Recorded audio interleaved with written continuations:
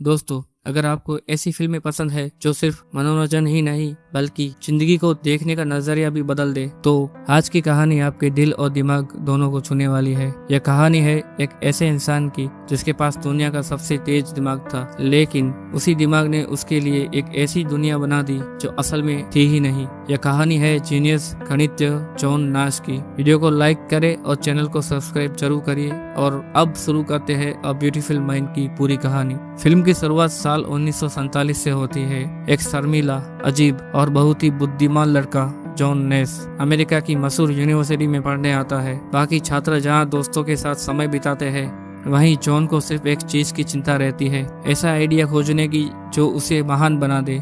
उसे लगता है कि सिर्फ पढ़ाई में अच्छे नंबर लाना काफी नहीं है, बल्कि उसे ऐसा कुछ करना होगा जिससे दुनिया हमेशा याद रखे। जॉन का स्वभाव काफी अलग होता है। वह लोगों से ज्यादा बात नहीं करता, पार्टियों में नहीं जाता और ज्यादातर समय अकेले बिताता है। लेकिन उसके कमरे में एक रूममेट रहता है जिसका नाम है चार्ल्स। चार्ल्स बेहद मजाकिया, बेफिक्र और दोस्ताना स्वभाव का है। जहाँ जॉन गंभीर रहता है, वहीं चार्ल्स उसे जिंदगी को थोड़ा हल्के तरीके से जीना सिखाता है। दोनों की दोस्ती धीरे धीरे गहरी होती है और चार्ल्स जॉन का सबसे करीबी दोस्त बन जाता है। एक दिन जॉन अपने साथियों के साथ एक बार में बैठा होता है। वहाँ कुछ खूबसूरत लड़कियां आती है और सभी लड़के उनका ध्यान पाने की कोशिश करने लगते हैं। तभी जॉन को अचानक एक ऐसा गणितीय सिद्धांत समझ आता है जो आगे चलकर अर्थशास्त्र की दुनिया बदल देता है। वह समझता है कि अगर हर व्यक्ति सिर्फ अपने फायदे के बारे में सोचने की बजाय समूह के फायदे के बारे में भी सोचे तो सभी को बेहतर परिणाम मिल सकता है। यही विचार आगे चलकर उसे प्रसिद्ध बना देता। इस खोज के बाद जॉन को एक प्रतिष्ठित नौकरी मिल जाती है और वह पढ़ाने का काम शुरू कर देता है।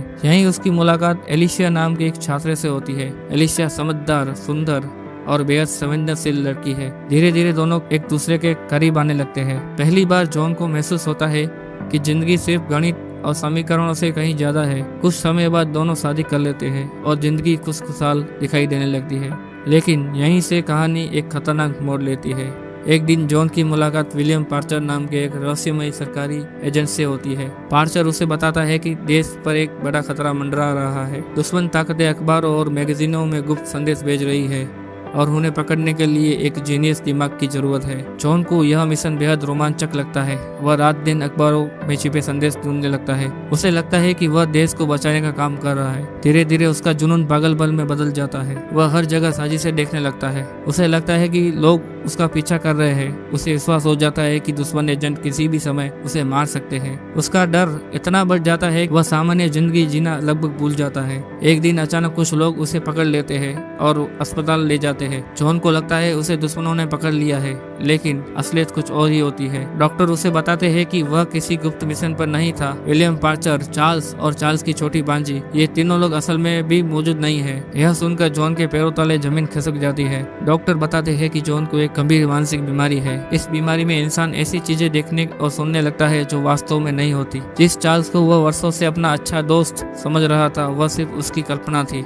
जिस सरकारी मिशन पर वह काम कर रहा था, वह भी उसके दिमाग की बनाई हुई एक कहानी थी। जॉन यह बात मानने को तैयार नहीं होता। उसे लगता है कि डॉक्टर झूठ बोल रहे हैं, लेकिन धीरे धीरे सबूत उसके सामने आने लगते हैं। उसे एहसास होता है कि जिन लोगों पर वह सबसे ज्यादा भरोसा करता था, वे कभी अस्तित्व में नहीं थे। उसके बाद उसका इलाज शुरू होता है। उसे दवाइयाँ दी जाती है और कई कठिन प्रोसेस से गुजरता है, लेकिन इन दवाइयों के साइड इफेक्ट्स भी होते हैं। उसका दिमाग पहले जैसा तेज नहीं रहता, वह गणित पर ध्यान नहीं दे पाता और उसकी निजी जिंदगी भी प्रभावित होने लगती है। समय बीतता है और जॉन इलाज से परेशान होकर दवाइयाँ लेना बंद कर देता है। शुरुआत में सब कुछ ठीक लगता है, लेकिन जल्द ही उसकी कल्पनाएं फिर लौट आती है। वह फिर से वही चेहरे देखने लगता है जिन्हें बाकी कोई नहीं देख सका। उसकी पत्नी एलिशिया को भी समझ नहीं आता कि वह अपने पति को कैसे बचाए। एक दिन स्थिति इतनी गंभीर हो जाती है कि उनके बच्चे की जान तक खतरे में पड़ जाती है। एलिशिया टूट जाती है। उसे लगता है कि अब वह जॉन के साथ नहीं रह पाएगी, लेकिन जब वह घर छोड़ने वाली होती है, तब जॉन एक बहुत महत्वपूर्ण बात समझता है। उसे एहसास होता है कि चार्ल्स की भांजी सालों बाद भी बड़ी नहीं हुई। वह हमेशा उसी उम्र की दिखाई देती है। तभी उसे यकीन हो जाता है कि सभी लोग वास्तव में उसकी कल्पना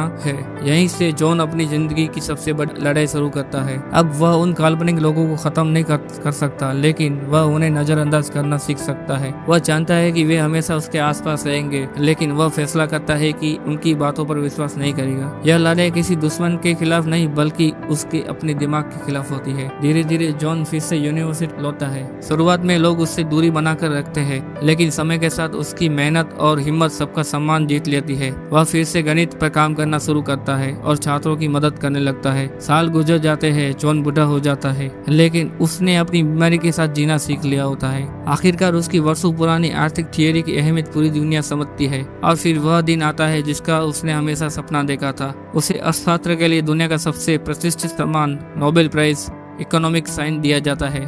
पुरस्कार समारोह में जॉन एक भावुक भाषण देता है। वह कहता है कि उसे जिंदगी में बहुत कुछ सीखा है, लेकिन सबसे महत्वपूर्ण चीज है प्यार। उसके अनुसार तर्क और गणित कई सवालों के जवाब दे सकते हैं, लेकिन कुछ जवाब सिर्फ दिल ही दे सकता है। फिल्म के अंतिम दृश्य में हम देखते हैं कि चार्ल्स उसकी भांजी पाचर अब भी जॉन के आसपास खड़े हैं। वे कभी पूरी तरह गायब नहीं हुए। फर्क सिर्फ इतना था कि अब जॉन उन्हें पहचानता है और उनकी बातों पर विश्वास नहीं करता। उसने अपनी बीमारी को हराया नहीं, बल्कि उसके साथ जीना सीख लिया। दोस्तों, अ ब्यूटीफुल माइंड सिर्फ एक फिल्म नहीं, यह हमें सिखाती है कि जिंदगी की सबसे कठिन लड़ाइयाँ बाहर नहीं बल्कि हमारे अपने दिमाग के अंदर लड़ी जाती है। और कई बार जीतने का मतलब दुश्मन को खत्म करना नहीं, बल्कि उसके बावजूद आगे बढ़ते रहना होता है। अगर आपको यह कहानी पसंद आई तो वीडियो को लाइक करें, चैनल को सब्सक्राइब करें और कमेंट में बताइए कि अगली कौन सी फिल्म का एक्सप्लेनेशन आप देखना चाहते हैं। धन्यवाद।